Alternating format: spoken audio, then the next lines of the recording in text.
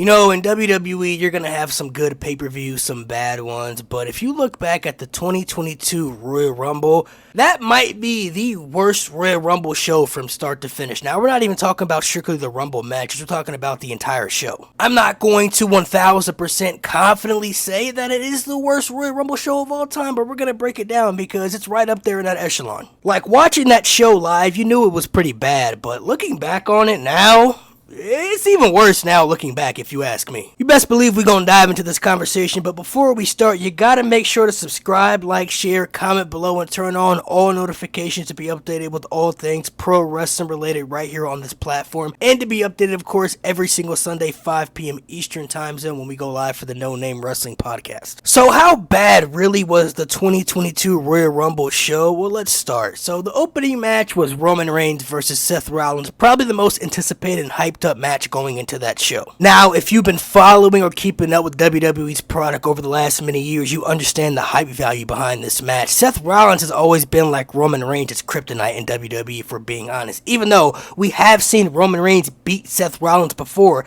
Roman Reigns has never beaten Seth Rollins in a high-profile match, really when it's mattered the most. And with Roman being on that iconic run as WWE Universal Champion at that time as the Tribal Chief, it added a lot of value to this match because you're like, oh, Seth might be the one to take down Roman. At this point, he'd been champ for quite some time, and over a year at this point, so it's like, could Seth Rollins be that guy? The back and forth action was freaking incredible if you ask me, but the ending was very iffy for some people. The match ended in a no disqualification with Roman Reigns losing the match but retaining the championship. And not to mention, there was never really a follow-up after the finish and everything. Like, we never got a rematch or nothing ever really happened after that. Both guys just kind of moved on to do different things. At the time, I believe Roman Reigns should have just beat Seth Rollins 1, 2, 3 in the middle of the ring because this was a time frame where Seth Rollins was like putting everybody over at that time. So I don't see why he couldn't just, do the favors for Roman for WWE's eyes, But I will say, adding on years later, it's probably a good thing that Seth never got pinned by Roman Reigns because it still adds on to the story,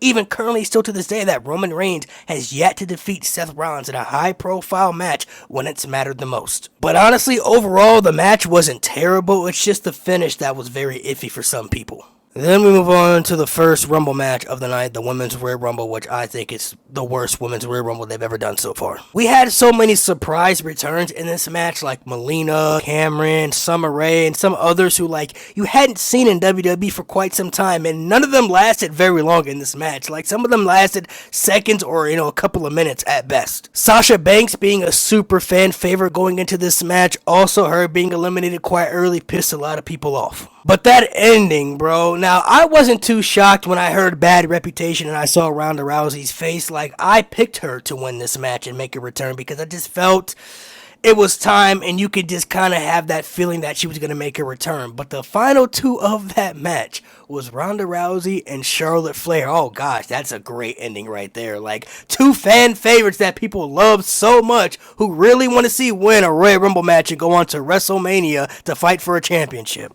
Oh my gosh, and to make it even worse, Charlotte Flair was a women's champion at that point. She was the SmackDown Women's Champion in a Royal Rumble match in the final two with Ronda Rousey. You literally put two people in the final two that majority of the fans really don't like that. One of them is actually a champion. One of them is actually your top champions in the company in the final two with another superstar that just returned that a lot of people already didn't like before she came back. In the end, Ronda Rousey won just for them to go on to WrestleMania and have that mid-ass match at WrestleMania 38 in Texas between Ronda and Charlotte. This was Sasha Banks' Royal Rumble match to win, if you ask me. I felt she was robbed. The next match after that, I actually forgot about this one. Becky Lynch defends the Raw Women's Championship against Doudrop, aka Piper Nevin. Gosh, I don't want to sound really cruel saying this, man, because I respect Piper Nevin, but it's like, if I'm being honest here, I gotta be honest. This by far was the most auraless match on this show. This was not a pay-per-view PLE match, if you ask me. Becky Lynch defending the Raw Women's Champion. Becky Lynch, who's one of the top women's superstars in company history, fighting Piper Nevin, mid-carder, somebody who's never been treated as a main event star. You throw this on a random episode of Monday Night Raw or Friday Night SmackDown or even a Saturday night's main event, cool, no complaint. But a big 4 PLE, a Royal Rumble, not to mention the match really wasn't that spectacular either. Not moved. Now, the next match, I honestly did not hate. Didn't even hate the finish. Brock Lesnar versus Bobby Lashley, which was a big, monumental dream match at that time frame that we had been waiting to see. And this match, honestly, was definitely better than their Crown Jewel match and their Elimination Chamber match. The match was cool going into it. I thought it was pretty decent. The ending, honestly, was really good. I liked the swerve of the Roman Reigns factor coming out and Paul Heyman turning his back on Brock Lesnar to side with the Tribal Chief. Brock Lesnar, lost the match to Bobby Lashley, and Bobby went back to WWE Championship, which I did not expect. But unfortunately, with that finish, that pretty much told me everything I needed to know going into the Royal Rumble match for the men. And before we get into that atrocious match, we can't forget about the mixed tag team match between Edge, Beth Phoenix versus Miz and Maurice. This was decent, nothing really too spectacular, a good moment for both couples, but overall, it was okay. I'm not gonna lie to you, it would have been a lot better for Edge and The Miz to be in the men's Rumble match because they needed that star power, and it would have been a lot better for Beth Phoenix, even Maurice, to be in that women's Royal Rumble match, but I digress. Then you get into that men's Rumble match, which honestly was worse than the women's. When you thought it couldn't get any worse than the women's, this topped it. The lackluster of real star power in this match, they had multiple freaking tag teams in this match, like RK Bro and the Street Profits and Alpha Academy. Like, every tag team you could name honestly was in this match, and I'm not understanding why there were so many tag teams a part of this match. You want to sprinkle a little bit in there? Cool, but they had so many tag team wrestlers in this match. Like, I'm not a fan of a lot of tag teams being a part of Royal Rumble match. It's always something that's kind of bugged me. You had Madcap Moss eliminate AJ Styles in the match, which definitely did not go over well with a lot of people. Shane McMahon was in this Royal Rumble, bro. That tells you everything you need to know about this Rumble match.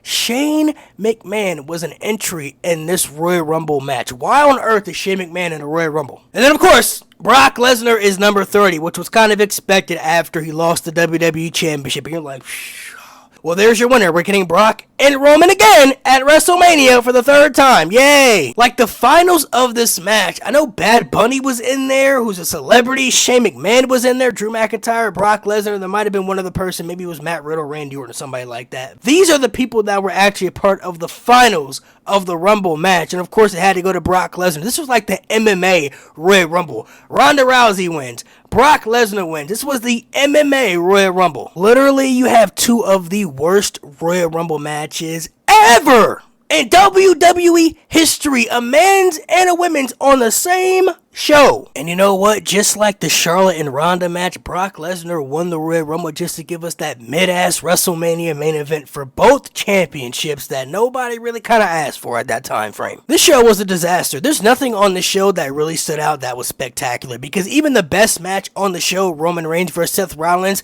the finish kind of screwed it up for a lot of people. So there was really nothing spectacular that stood out on the show, which is crazy. It's a Royal Rumble show, a PLE of a big four.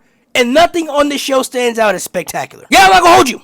This might be the worst Royal Rumble show from start to finish, man. Like, it's up there. If it's not number one, it's definitely got to be in the top 5. Maybe even top 3. I hope and pray that we never have another Rumble show that is as bad as 2022 in the modern era, because, my gosh. Royal Rumble is my favorite pay-per-view of the year. It's the one I get more excited for than anything, even more than Wrestle Freaking Mania. And the fact that I sat through that show and just watched everything that I did, and now looking back and realizing how bad it really was, oh my gosh, bro. Shane McMahon was in the Rumble. Charlotte Flair was a women's champion in the final 2 with Ronda Rousey. Like, what are they thinking? If there's a Royal Rumble show from start to finish that you truly believe in your soul that is worse than this, let me know in the comment section below. And if there's other Royal Rumble shows you want me to review, good or bad, or some bad pay-per-views you want me to review again and break it down, let me know in the comment section below as well. If you want to check out more wrestling content right here on this channel, you're in luck, because you can click the video right here. If you want to check out the No Name Wrestling Podcast, which I highly recommend, a lot of good quality stuff you're going to see right there. You can click the playlist right here to check out every single episode. As always, thanks for watching, and don't forget to hit that subscribe button.